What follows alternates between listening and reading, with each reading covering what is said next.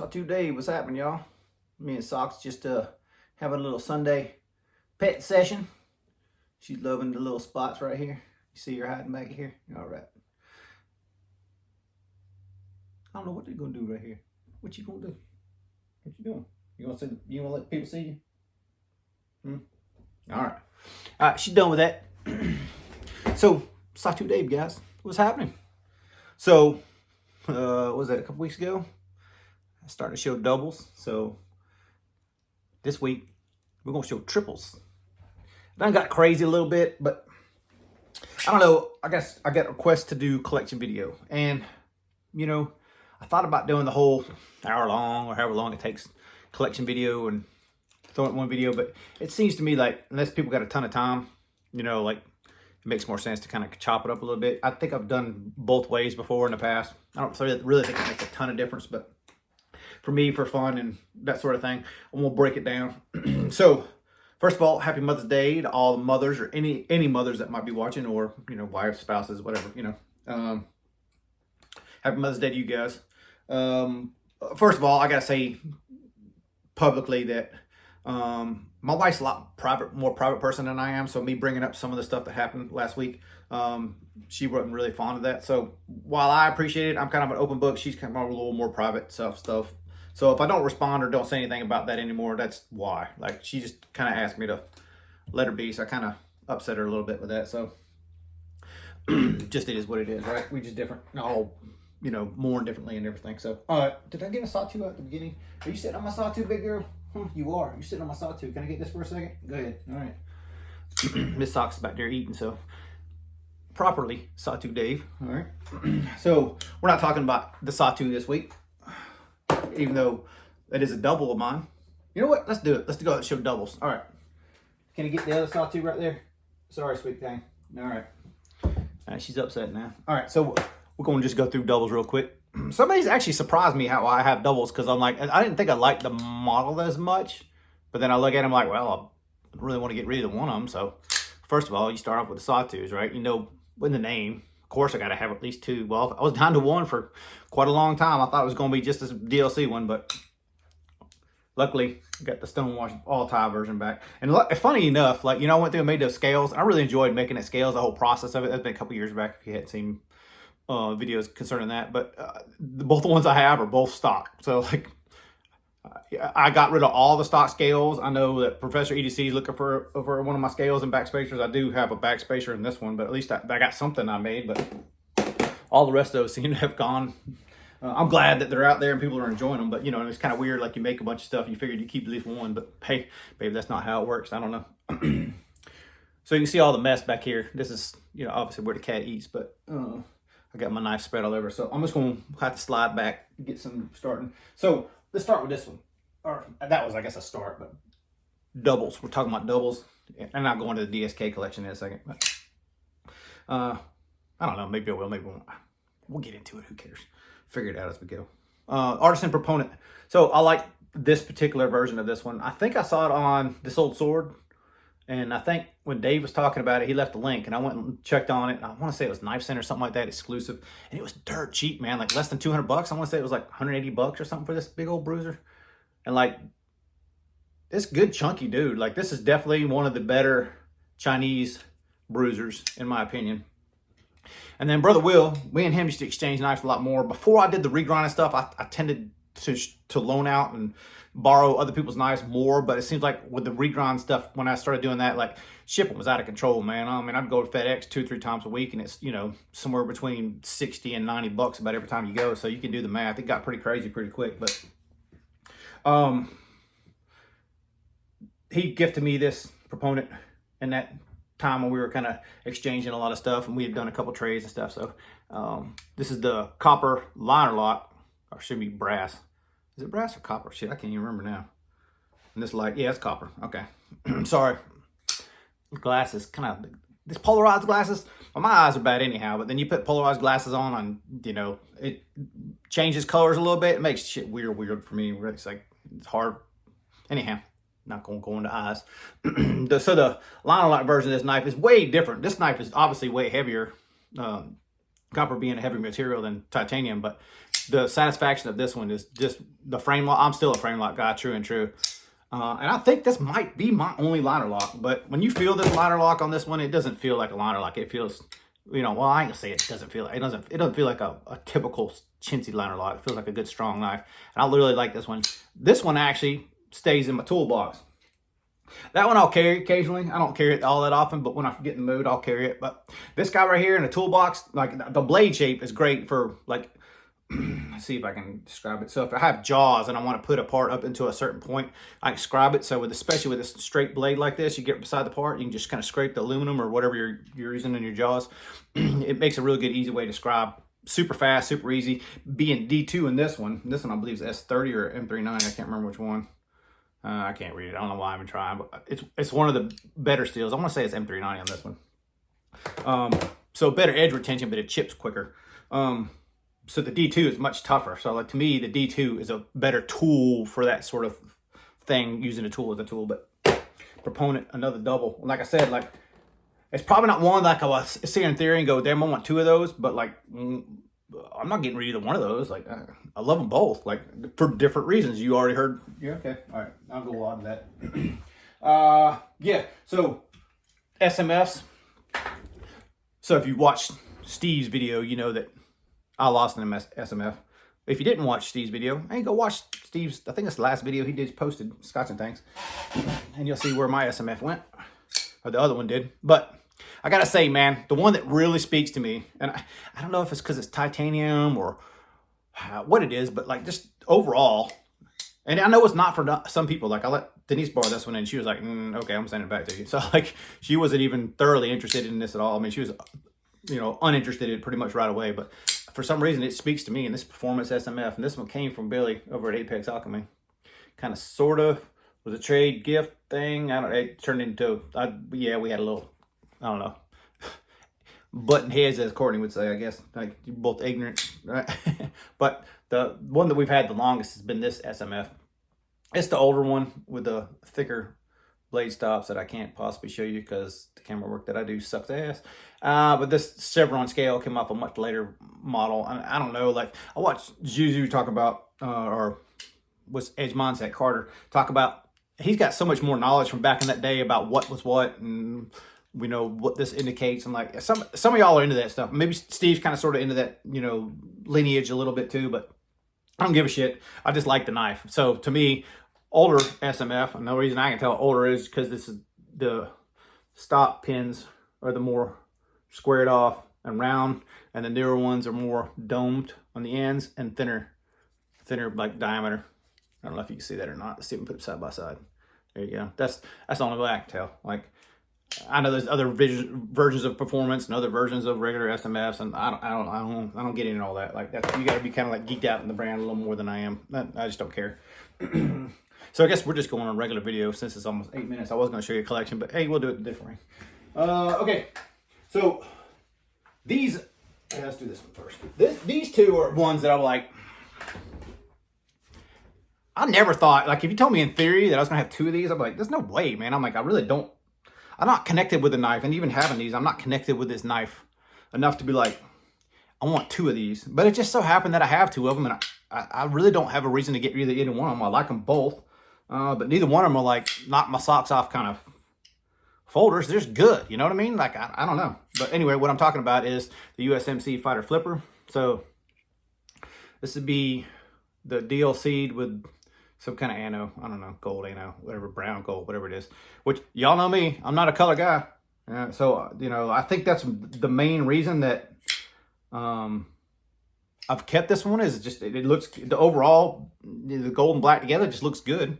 And this one, we bought together, I want to say it was, my wife celebrates the anniversary and the meet-iversary, so when we actually met, which ironically was her dad's birthday and my brother's birthday. So it was all 3 days, you know, all 3 reasons to remember, I guess, that kind of day. So sentimentally wise, this was a 10-year, I believe I did it on the 10-year. Actually, it was our 10-year marriage anniversary, so it would have been our, I don't know. It was years. It was years. Anyway, this Fighter Flipper, which is like, she likes a little bit more. She always calls it splash of color, but to me, it's a little bit of color. It goes a long way. Like, That color is enough. Stop there. And like, so she likes this faced and flamed hardware.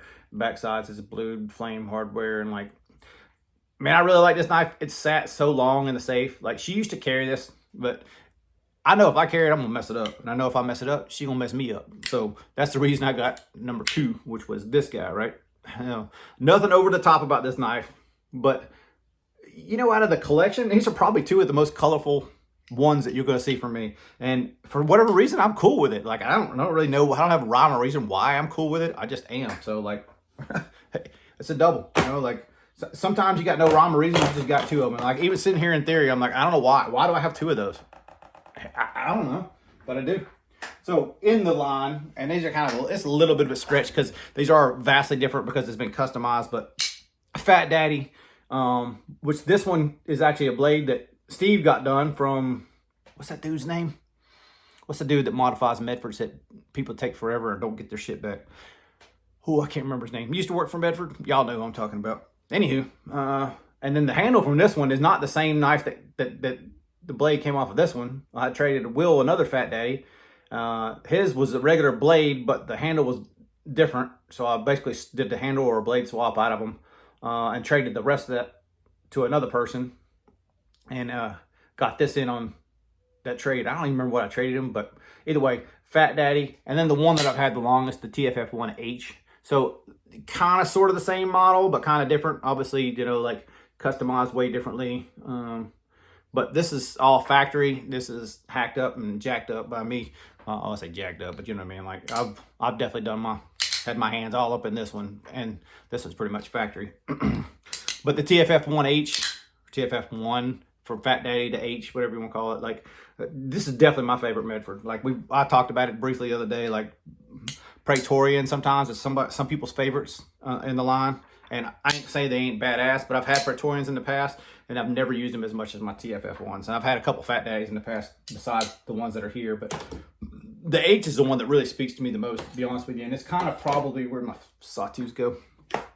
It's probably honestly the size thing, because like the 3/16 blades and the material of stock, you can see that's pretty much the same as the Sawtooth too. Like they're not exact, but more or less call it 3/16 for all 3. You know, all 3 are 3/16, not that the whole stack's 3/16. Hope you understand that. So 9/16 overall, basically, plus the spacing, whatever they use for the spacing. So you can do the math. Or maybe you can't and you just take my word for it. That's the size I like. But I think that's a good, for me, for the bruiser segment, we're all going to differ. Like, you know, some people like a thicker, some people like thinner ground. I kind of like in the middle of that. Like I like a knife that can cut, but not necessarily it's so thin that I'm going to chip it. And I tend to chip knives a lot worse than most people. Am I an animal with a knife? A hack, whatever. I don't know. It just happens to be what it is. So like I like a little bit thicker grind on most of my stuff. Having learned how to grind, that's kind of a relative thing. And you'll see when I get into this triple that there are definitely nuances to it. And like I'm starting to appreciate a little bit finer than medium now. So in a certain area. Damn, I'm long-winded, dude. 13 minutes and I didn't even talk about nothing yet. Or barely anything. So off to the DSK line, we've already kind of sort of touched on the GF1s, or GF2s rather.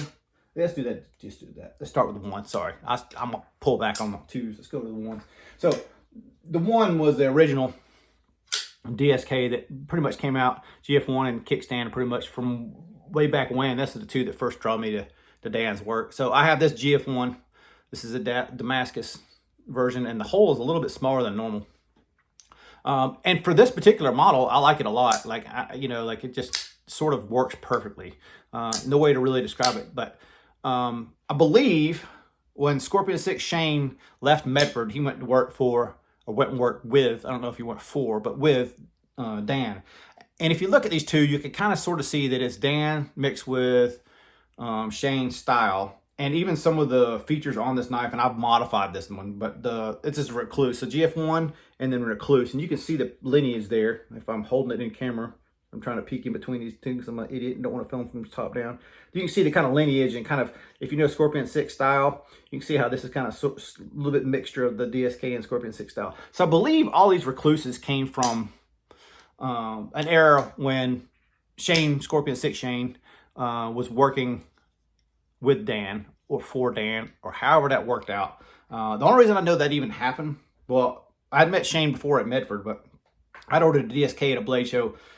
The only blade show that I know that Dan ever went to. I don't know, maybe he's gone to more that I just didn't see him or didn't know, whatever. I ordered a kickstand at that blade show. It come back, you know, at the time he wasn't taking any, you couldn't request a certain finish, or he just did his own thing and you got what he got. And I requested Dark Mean and I got purple flame holes in it. Nah, it just wasn't me, so I pretty much got it and sold it. But Shane gave me some tips on how to keep it darker and meaner. It just didn't work for me, but long story.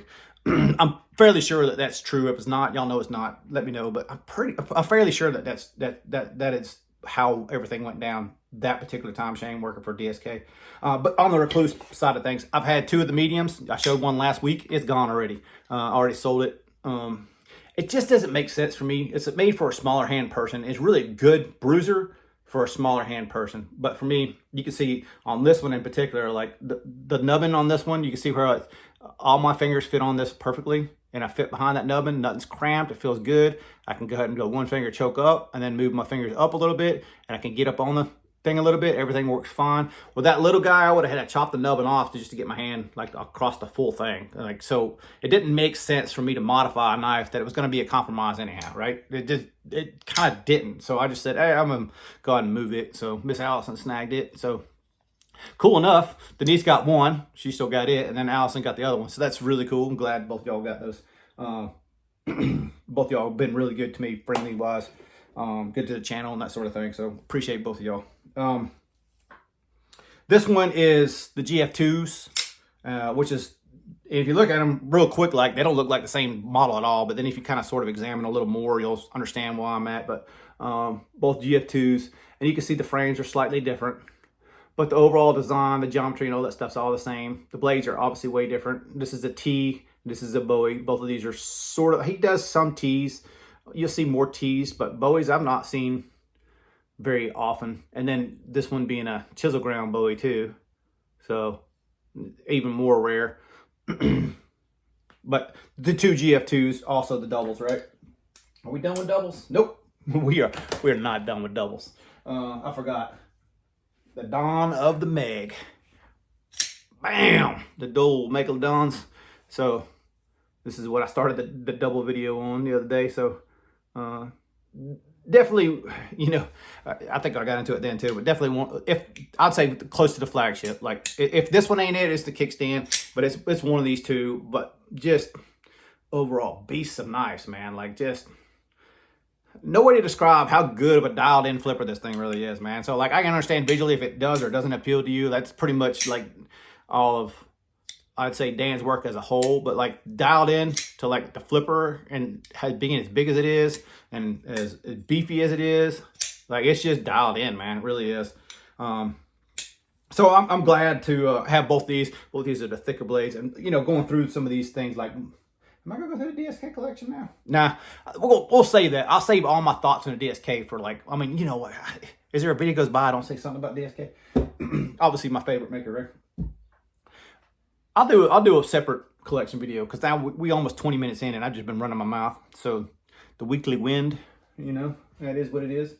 But what we're really here to see is the triples.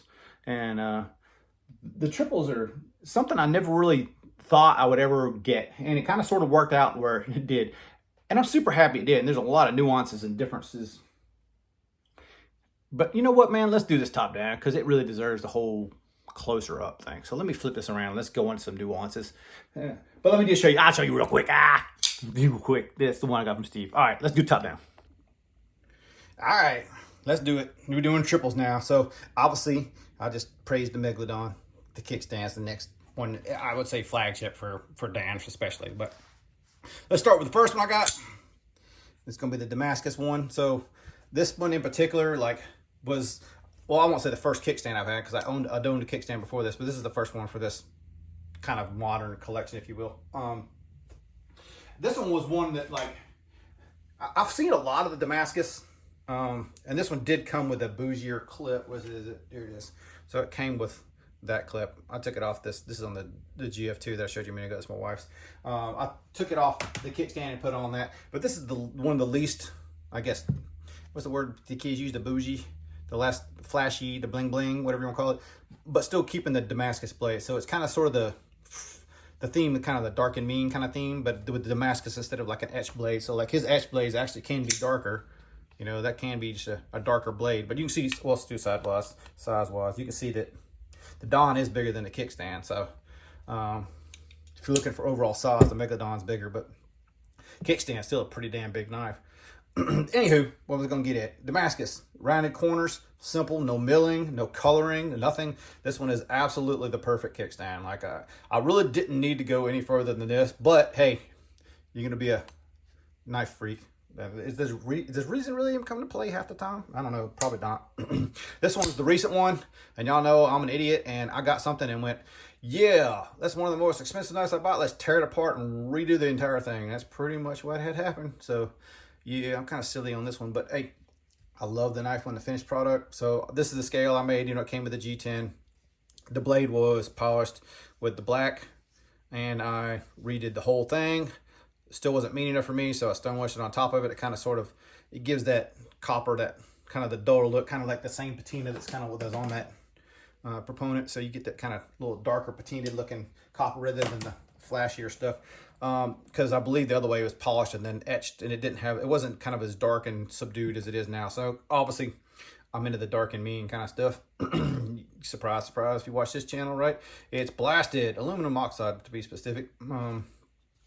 But yeah, this one has a couple different mods, and I'll get into the differences of all three of these in a second. But I think you can probably start seeing some of the subtleties of the differences here. Well, maybe you can, maybe you can't, but I'll get into it here in a second. Let's go with the third and final, which is the one I got from Brother Steve, which is this kickstand, so the Flame. So pretty much at this point, there are other kickstands that I'm interested in, but these are the three major ones from Dan that I really like. So the plain Damascus, this copper Damascus, which is new, and I've never seen any other one except for this one in particular that I kind of customized and made more myself, with the flipperless, which is different, and then this one, which is the Flame. So those are like the three main finishes from Dan, or three main blade styles from Dan that I'm like always attracted to.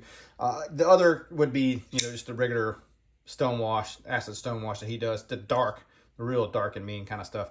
I really like that finish too. What else I got here? It's like that. Yeah, the VXC, same thing. It's a little lighter than what that other one was, but the dark etch, definitely more my flavor.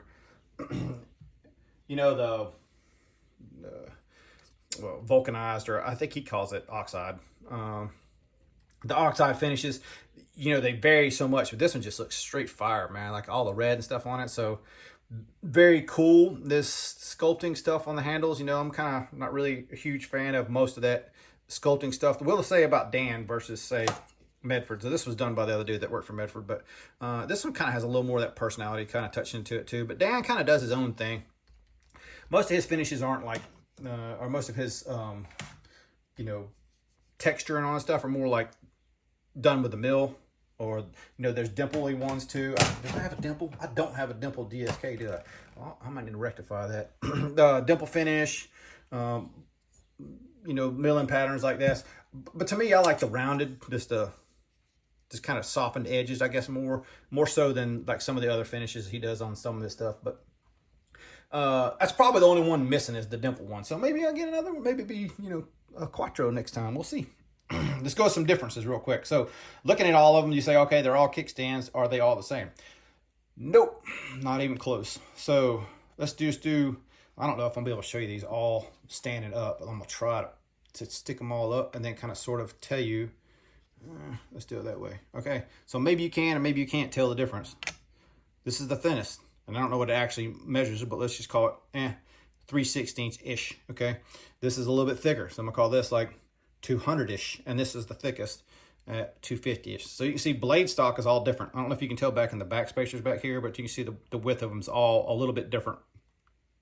So that's one of the differences when you buy a DSK, is the difference is the thickness of the blades. There's not like he does like a certain, like a production, like let's say Medford, like all his knives or this blade thickness or that blade thickness. When DSK, you're just gonna make it flat and then make the knife to the blade, which is a custom maker. I like that feature of Dan. Like that's one of the things I like about Dan's work, is you don't get the exact same thing. Even if you order this exact same kickstand, it wouldn't be the same kickstand as mine. That's one of the things I really enjoy about the custom kind of version of this.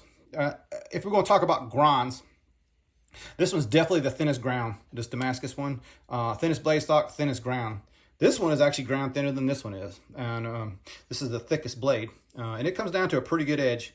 But you can still tell, being an oxide blade, that, you know, he had left room to probably finish grind if he wanted to, but he probably got it out and saw the oxide and went, yeah, it's too pretty, we'll leave it as is. Which I think is kind of what Medford used to do too. Like, I don't know their exact, I've never done the heat treating thing, so I'll learn it eventually, but I've not got into it enough to know how much they grind before the heat treat, or if they grind post heat. Well, obviously they don't, or he doesn't, but this one I believe was left thick. You can probably see by how big the secondary bevel is, because basically this is almost the same angle. Well, I haven't done either one of these on the KME. I think I did the belt sharpening on this one, and this one is how Dan sharpened it, but this one in particular, it's a real wide secondary bevel, because I believe the way he did this is layered. Let's see if I can even show you. You see how the layers in the copper, well, this looks like I got a core in the middle of it, and it's got layers on the outside. So I believe the reason he left it as thick as he did is if he would have took it more, it might have gone through that layer, or moved that layer up the blade where he didn't want it. He kind of wanted to center it in that grind. But you can even look at these, like the height from, you know, as I'm progressing in learning how to sharpen or grind rather, from this point to this point, and you can see there's a difference on all these. And you can see that he, like on this one, it's kind of more straight. This one is kind of leaning up. This one is kind of leaning up. So you get a little bit of different every single DSK. That's the one thing that I love about all three of these. All three of these kind of speak to me differently on different days. So on my custom work, you can also see that I kind of sort of made these finger grooves a little bit more. They're very similar to this DSK style, but I did make them more to my style. Put my hands on it, gripped it, feel that's good. But the biggest thing you're probably not seeing, or maybe you picked up and maybe you didn't, is the backside. I did the same thing. So you can see DSK just leaves the one loop, and it's usually a pretty shallow one. I went ahead and scooped it out pretty deep, and then added that second one in there, mainly because with that contoured scale, I just wanted to contour around, and it just feels better. And you can see that it's pretty much made exactly. You can see my medium my fingers is, like it flows right into that for me. So this is, you know, when you're talking about doing custom stuff, like this is definitely molded for my hand. Like, I don't know if anybody else is going to pick it up and feel as comfortable as I am, but personally, this is my knife. This is made for me. So the other thing you'll probably see, or maybe you will, or maybe you won't, this one has the pin in it because I screwed up when I made my scale, and these stop pins are also the stop pins for the close position. So you can see it hit on this side right here. It's not hitting this lock bar side. It's very close, but it's not hitting the lock bar side. It's stopping here. Well, when I made my finger groove, I oversized it, and now it doesn't hit. I hope you can see the gap in there. So I had to make that stop pin for it right there. And I've seen him do it. What model is it he's done that on? Is it another model? Let me look real quick. Hang on one second, unless I'm tripping. Yeah, there we go. Okay, so the GF1's the same kind of way. So blade stops when it's out, but then when it comes back in, it needs a pin, and so it sits on that pin. It's basically the same, you know, same style setup, almost where it hits and everything. So I actually didn't even look at this wife when I did it. I just kind of wung it. But let's see, what else subtleties we got. I already told you about the spacing being different there. The flipperless on this particular one, so it's not that the flipper ever gets in my way, and like depending on how you do it, like if I think Dan is one of those put your finger in it and light switch it kind of things, the kickstand does not work to me like that way. I'm definitely a push button kind of guy, and it's not it's kind of like a hinder thing where the flipper is not comfortable on your fingers. But I don't sit there and flip the thing all day long. But when I do flip it, that's how I flip it. I push button it and I just leverage it out. But more than anything else, I think I finger flick it. So I've gotten used to this flipper tab kind of being in the way of this and not going all the way up in the choke and just kind of staying back, you know, kind of choking like this. Which, you know, honestly, when I use this knife, most of the time, I don't go to the choke up, I stay back, you know, so it really doesn't bother me a whole lot. But I have noticed that since I've got this flipperless, that's like, it's just, I don't know, it works choked up so much better without that flipper tab in between. It's just like, what do you use your knife for? How do you use it? That sort of thing. And to be honest with you, man, I don't need these kind of knives. Like the lifestyle of needing a heavy duty utility knife, I'm not going to sit here and say these are the best cutters, these are the best, you know, slicers. I just like these knives, so this is why I carry them. I have big hands, I like big knives, and I think they're just badass. So like, that's the only reason. Like, do I need something like this? No, I don't. Honestly, for my lifestyle that I'm living right now, I probably don't even need a knife, to be honest with you. Like a little, you know, what do you call it? A Swiss Army knife, probably all the thing I really need. Like cutting a little bit of tape here and there and prying up some, you know, stuff here and there. Honestly, like, I really don't need one, but it doesn't matter. I love them. So, well, I guess that was kind of a different tangent. We'll go to that tangent in another video. How about that? We'll put that in the collection video, maybe. I don't know. But, you know, never thought that I would do triples of anything. Maybe sawtooth. I've had a lot of sawtooths. I can't say I never had, because I had 8 sawtooths at one point. But I put it this way: I never thought I'd have 3 really super expensive knives, especially, you know, customs and that sort of thing. One of my favorite makers, like, truly, man. Like, you know, I swapped that Dwayne Dwyer for this last kickstand, but you can see it complements the other 2. It adds something different to the collection, and it's a unique piece. I'm super happy to have it. Hope Steve's happy with that trade. I know I'm tickled with it. And I think we both got the nice. We're happier and we'll use more. So the trips are here. All right, y'all. We're going to call it this week. Catch you next week. Y'all have a good one. Later.